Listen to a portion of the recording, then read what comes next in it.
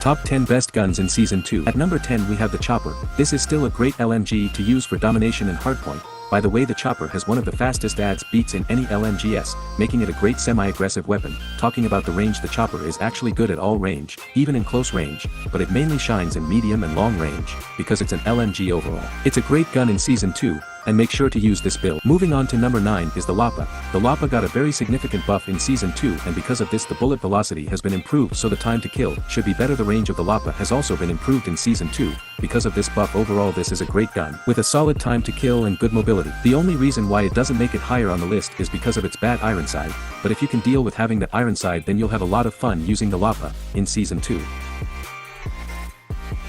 At number 8 is the Manowar. This is another gun that got a buff in Season 2, so now the Manowar has a faster reload time as compared to Season 1. The ADS time is also better after the Season 2 update, which in my opinion is the biggest buff for the Manowar. But yeah, the Manowar is a weapon with a high damage and it's good for long range.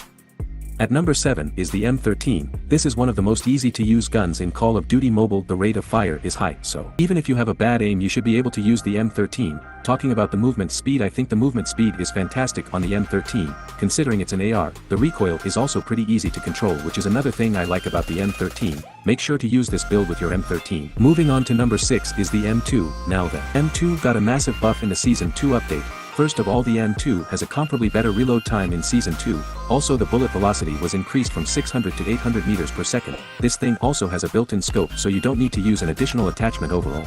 The M2 is a solid weapon that you can use in. Now for the top number 5 is the Switchblade X9. The Switchblade has a high fire rate, which makes it very easy for you to kill your enemies. It also has a great damage, which makes it even better because of its easy to control recoil. You should be able to use the Switchblade. While playing aggressive, use this build to have the best experience. At number 4 is the Kilo 141. For one, everyone knows that the Kilo has been on the top 10 list for over 5 or 6 months, and it's no surprise that it also makes it in Season 2. The Kilo has one of the best time to kills in an AR. Now this is mainly because of its high bullet velocity. Also, the recoil is pretty easy to learn on the Kilo, so you should be able to control this gun, and here's the best gunsmith for the Kilo 141.